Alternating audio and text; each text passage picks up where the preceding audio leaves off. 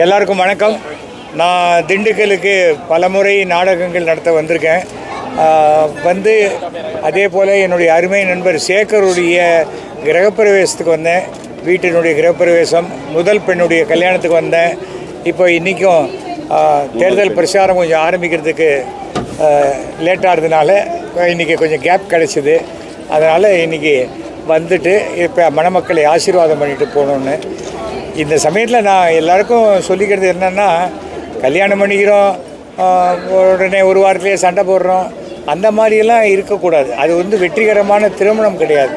கல்யாணம்னு சொன்னால் நான் 25 வருஷம் எங்களுக்கு கல்யாணம் ஆயாச்சு, 50 வருஷம் ஆச்சு. புருஷன் பொண்டாட்டிக்குள்ளே சின்ன சின்ன கருத்து வேற்றுமைகள் வரத்தான் செய்யும். ஆனால் விட்டு கொடுத்து போவது தான் சிறந்த வாழ்க்கை.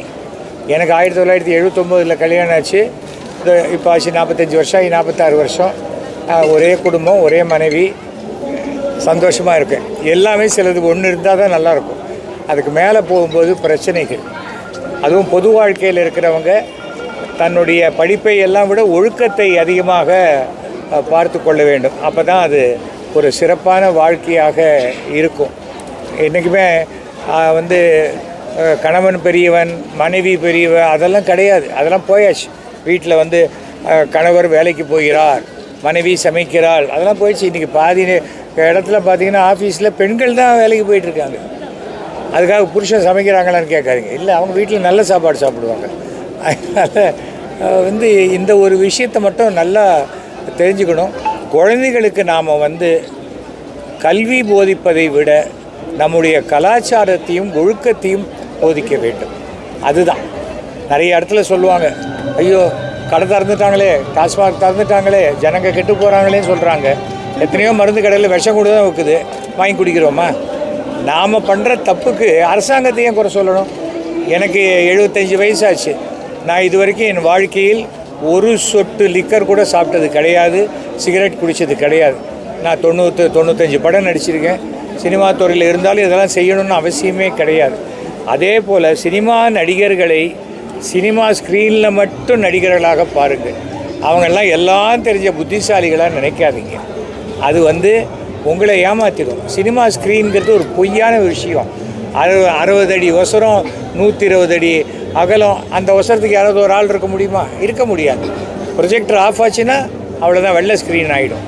அப்படிப்பட்டவர்கள் பின்னாடி ஓடுறதை நிறுத்தணும். எனக்கு ஆரம்பத்திலேருந்தே நான் சிவகுமார் மாதிரி எங்களுக்கு ரசிகர் மன்றம் கூடாதுன்னு நினச்சி ரசிகர் மன்றமே கூடாதுன்னு சொன்னேன். எதுக்கு ரசிகர் மன்றம்? கட் அவுட்டுக்கு பால் ஊற்றுறோம், நமக்கு எதுக்கு? அவங்க அப்பா அம்மாவுக்கு அவன் காசில் ஒரு பால் பேக்கெட் வாங்கி கொடுத்தா அது சந்தோஷமான ஒரு விஷயம். நம்ம அந்த ஒழுக்கத்தை தான் நம்ம வளர்க்கணும். அதுதான் வாழ்க்கையில் சிறப்பாக இருக்கும். நீங்கள் என்ன கேள்வி கேட்டாலும், அரசியல், ஆன்மீகம், எது கேட்டாலும் பதில் சொல்லலாம். 2026 சட்டமன்ற தேர்தலில் யார் சார் வெற்றி பெறுவார்? 2026 சட்டமன்ற தேர்தலில் தமிழகத்தில் 7வது முறையாக திமுக ஆட்சி அமைக்கும். 2வது முறையாக முதலமைச்சராக திரு ஸ்டாலின் என் நண்பர் அமருவார். அதுவும் ஃபுல் மெஜாரிட்டியோடு வருவாங்க. 160 சீட்டுகளுக்கு மேல் பெற்று ஃபுல் மெஜாரிட்டியோட டிஎம்கே ஆட்சி அமைக்கும். சார், இப்போ எடப்பாடி பழனிசாமி ஃப்ரிட்ஜ் கொடுக்குறேன் இருக்காரு. இதே எடப்பாடி பழனிசாமி என்ன சொல்லியிருக்காரு, எப்படி இதெல்லாம் கொடுப்பீங்கன்னு கேட்டதுக்கு வரியை ஏற்றிப்பேன் அப்படிங்கிறார். அப்படின்னா என்ன அர்த்தம்? உங்கள் பேக்கெட்லேருந்து பணம் எடுத்து உங்களுக்கு கொஞ்சம் கிள்ளி கொடுக்குறேங்கிறார். அப்போவே ஜனங்க நம்ப மாட்டாங்க. 1000 ரூபா கொடுக்குறேங்க போது இது எப்படி கொடுக்க முடியும்னு கேட்டார். எதற்காக இதெல்லாம் நாங்கள் சொல்கிறோன்னு சொன்னால், இந்த திமுக 5 வருஷ ஆட்சியில் பார்த்திங்கன்னா ஒரு குடும்பத்துக்கு சுமார் 8000லேருந்து 10,000 ரூபாய் வரைக்கும் ஒவ்வொரு குடும்பத்துக்கும் நலத்திட்ட உதவிகள் போயிருக்கு. பஸ்ஸில் ஃப்ரீயாக போனால் ஒருத்தருக்கு 1000 ரூபா வரைக்கும் ஒரு மாதத்துக்கு ஆகுது, ஃப்ரீயாக கிடைக்கிது. அதே போல் அந்த காலேஜ் படிக்கிற பொண்ணுக்கு 1000 ரூபா கொடுக்குறாங்க. குடும்ப தலைவிக்கு இப்போது 5000 ரூபா கொடுத்துருக்காங்க, 3000 ரூபா 3 மாதத்துக்கு கொடுத்துருக்குறாங்க. இதை தவிர நான் முதல்வன் திட்டம் கிட்டத்தட்ட 65 ஸ்டூடெண்ட்ஸு, ஏழை மாணவர்கள் இன்றைக்கி ஐஏஎஸ் ஐபிஎஸ்ஸாக வந்திருக்காங்க.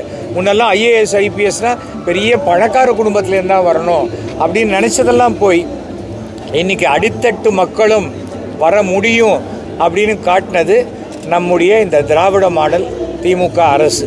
அதை நாம் ஒத்துக்கணும். அதுக்கு மேலே இது வந்து என்றைக்கு முதல்வர் சொன்னாரோ நான் எல்லோருக்குமான முதல்வர் அப்படின்னு சொன்னார். அது மாதிரி தான் எல்லாமே நடந்து கொண்டிருக்கிறது.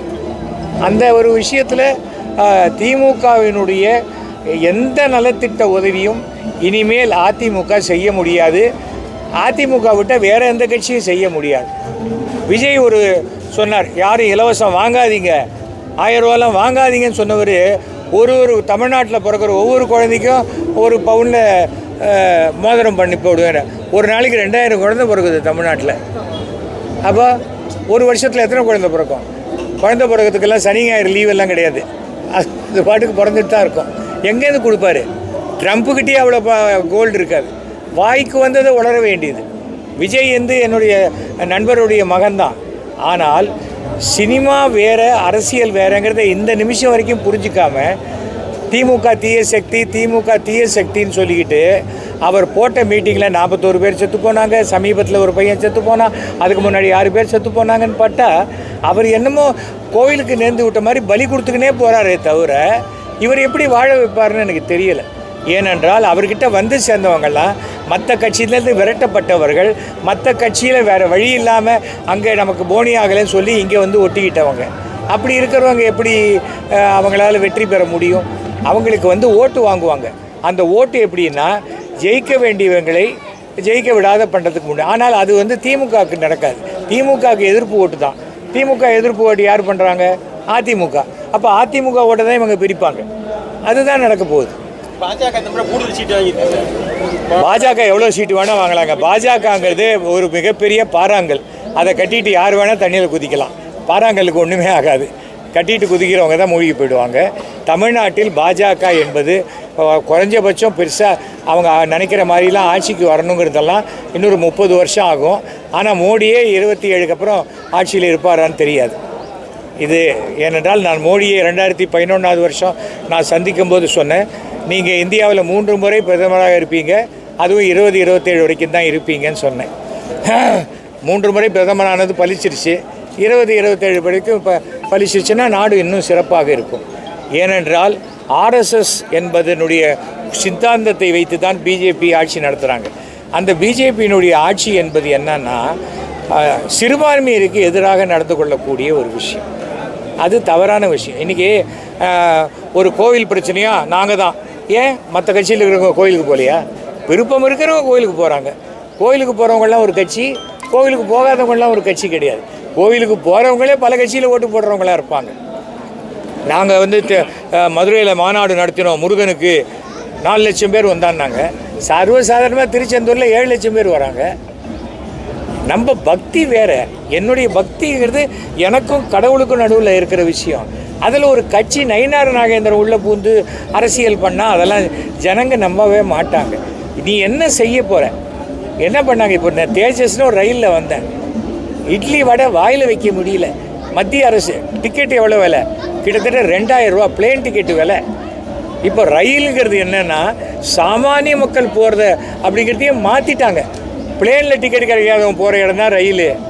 அப்படின்னா இன்னி வரைக்கும் மோடி அரசு நாட்டுக்காக செய்கிறேங்கிறாங்க. அவங்க நாட்டுக்காக செய்கிறேங்கிறாங்களே தவிர சராசரியாக அடித்தட்டு மக்களுக்கு என்ன செய்கிறாங்க? போர் வரும்னு நமக்கு லேட்டாக தெரியும். ஈரான் போர் லேட்டாக நமக்கு தெரியும், மோடிக்கு தெரியாதா? ஏன் அப்போ 2 மாதத்துக்கு உண்டான கேஸ் வாங்கி வச்சுக்க முடியாது அவரால்? அவர் கிளம்பி ரஷ்யாவுக்கு போயிட்டார், தனி பிளேனில் போவார். அவருக்கு கேஸ் ப்ராப்ளம்லாம் ஒன்றும் கிடையாது. நமக்கு தான் க்யூவில் நிற்கிறோம். ஆனால் என்ன சொல்கிறாங்க, இங்கே கேஸ் அவ்வளோ தெளிவாக கிடையாது, எல்லோரும் நிற்கிறாங்க. ஏன்னா நமக்கு அடித்தட்டு. உடனே இப்போ பாருங்கள், இன்றைக்கி நான் சொல்கிறேன், எழுதி வச்சுக்கோங்க. 29 நமக்கு 23 தேர்தல் முடிஞ்சிடும், 29 கல்கட்டாவில் முடிஞ்சிடும்னு நினைக்கிறேன். 2ஆம் தேதிக்குள்ளே இந்தியாவில் குறைஞ்சபட்சம் 10 ரூபா பெட்ரோல் விலை ஏற்றுவாங்க, 50 ரூபா கேஸ் விலை ஏற்றுறாங்களா இல்லையா பாருங்கள். அவங்களுக்கு தமிழ்நாட்டு எலெக்ஷன்லாம் பெரிய பொறுப்பே கிடையாது. அவங்களுக்கு மத்திய அரசு நடத்தக்கூடிய அந்த தேர்தல்லாம். ஆனால் மீண்டும் மத்திய அரசில் பாஜக ஆட்சிக்கு வருவது ரொம்ப கஷ்டமான ஒரு விஷயம். அவ்வளோதான். அதுதான் நம்ம சொல்ல முடியும். தனிப்பட்ட முறையில் யாரையும் எதையும் சொல்லக்கூடியதில்லை.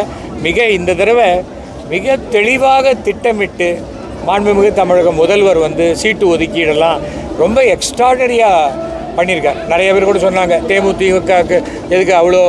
ஆனால் தேமுதிக என்ற கட்சி இன்றைக்கும் ஒவ்வொரு தொகுதியிலையும் 2000 5000 ஓட்டுகள் பெறக்கூடிய வலிமையில் உள்ள கட்சி.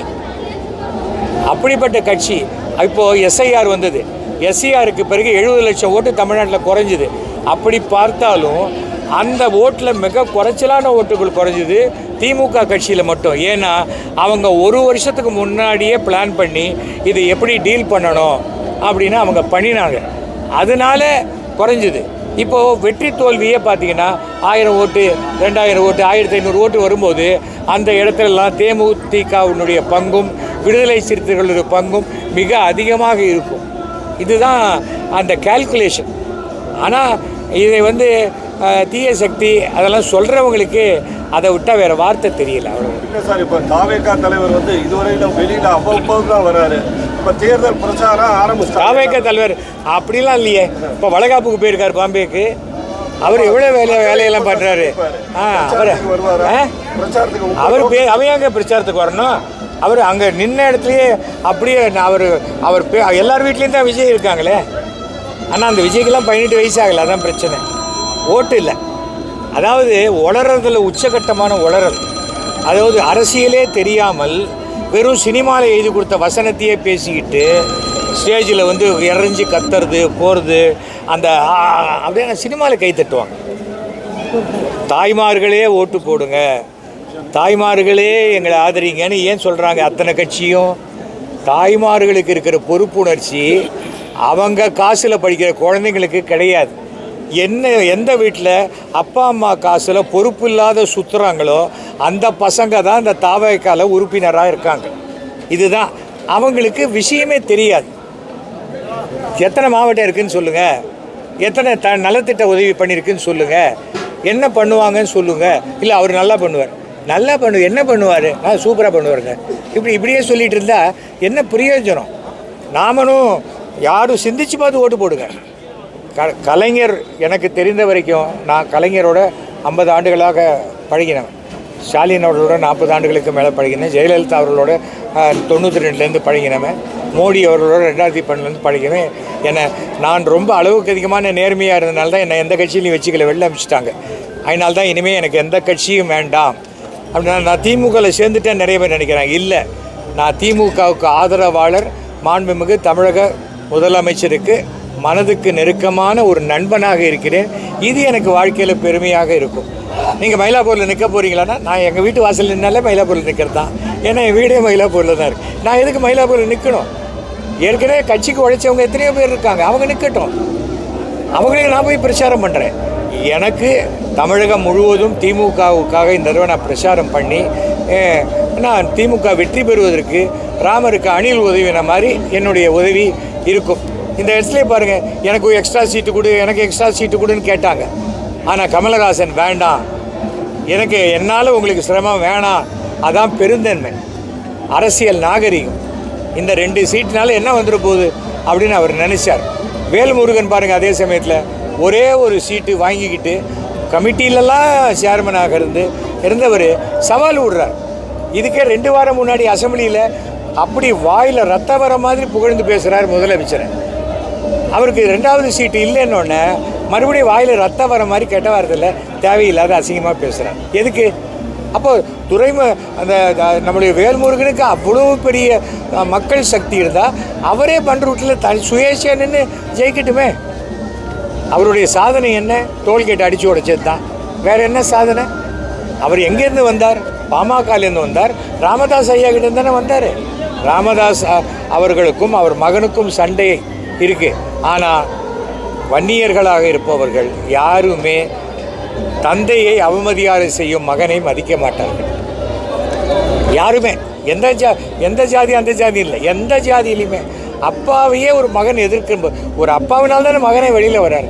அவரே எதிர்க்கிறதுங்கிறது எனக்கு தெரிந்த வரைக்கும் கோர்ட் ஆர்டர் படி மாம்பழம் இந்த தேர்தலில் முடக்கப்படும். அவங்களும் ஒரு வேளை தாமரை சின்னத்தில் நிற்கலாம்.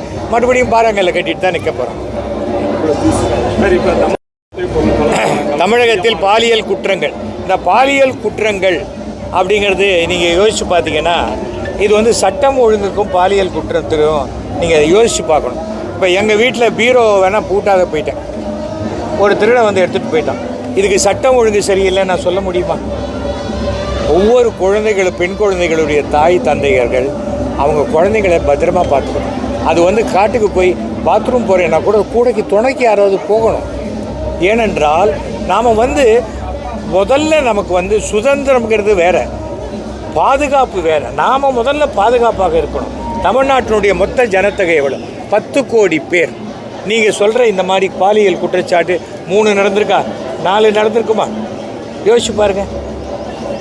இதனால் ஆனால் பாலியல் குற்றவாளிகளுக்கு அந்த ஷூட்டட் சைட்டு மாதிரி தண்டனை உடனடியாக நிறைவேற்றப்பட்டு அவளுக்கு நேரடியான மரண தண்டனை. இந்த போலீஸ் என்கவுண்டர் பண்ணும்போது உடனே ஐயோ மனித உரிமையிலேருந்து ஓடி வந்துடுறாங்க. அது எப்படி நீ சுடலாம்?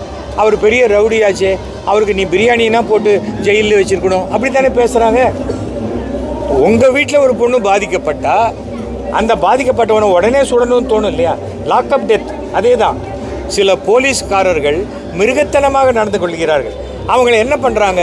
சஸ்பெண்ட் பண்ணுறாங்க. சஸ்பெண்ட் பண்ணக்கூடாது, அவங்கள சஸ்பெண்டே பண்ணக்கூடாது, டிஸ்மிஸ் பண்ணணும். அவங்க கோர்ட்டில் போய் ப்ரூவ் பண்ணி நான் குற்றமற்றவன்னு ப்ரூவ் பண்ண பிறகு மறுபடியும் வேலைக்கு சேர்த்துக்கிட்டோம். நமக்கு உலகத்தில் இருக்கிற அதே சட்டங்கள் தான் நமக்கும் இருக்குது. ஆனால் நம்மக்கிட்ட தண்டனை மாறுபடுகிறது. தண்டனை மிக கடுமையாக இருக்கும் பட்சத்தில் குற்றங்கள் குறையும், எந்த அரசாக இருந்தாலும் சரி. ஆனால் இவங்க என்ன பண்ணுறாங்க? அந்த பொண்ணு ஒரு புதர் பின்னாடி போய் மறைஞ்சு நின்றுட்டு இருந்தது. அப்போ வந்துட்டாங்க. ஏன் புதர் பின்னாடி போகணும்? யோசிச்சு பாருங்கள். உடனே போலீஸ் எல்லா இடத்துலையும் லைட் போடும்.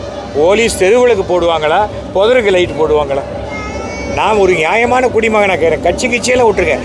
ஏன்னா எனக்கு அம்மா இருக்காங்க, மனைவி இருக்காங்க, மகள் இருக்கா, பேத்தி இருக்கா. நான் ஒன்றும் பொன் குழந்தையுடைய அருமை தெரியாமல் நான் பேசலை.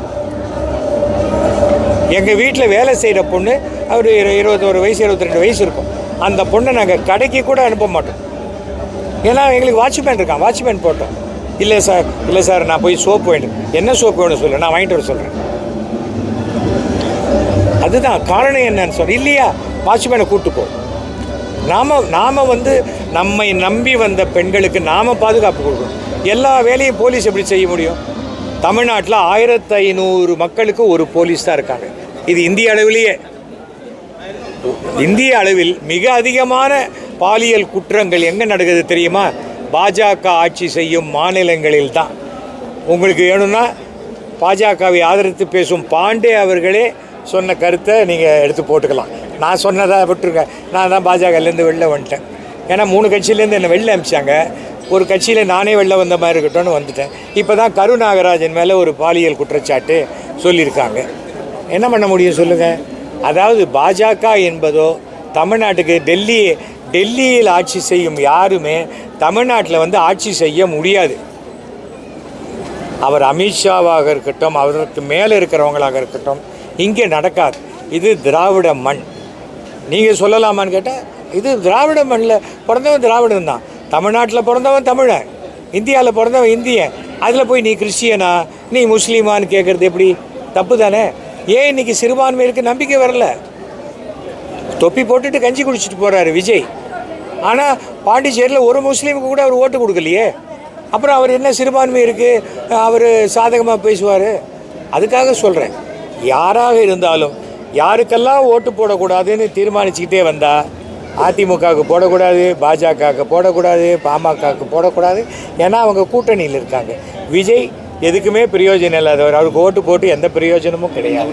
அப்படி இருக்கும் பொழுது நீங்கள் திமுகவுக்கு மட்டும் ஓட்டு போடுவது நமக்கு சிறந்தது, தமிழ்நாட்டுக்கு சிறந்தது. நன்றி, வணக்கம்.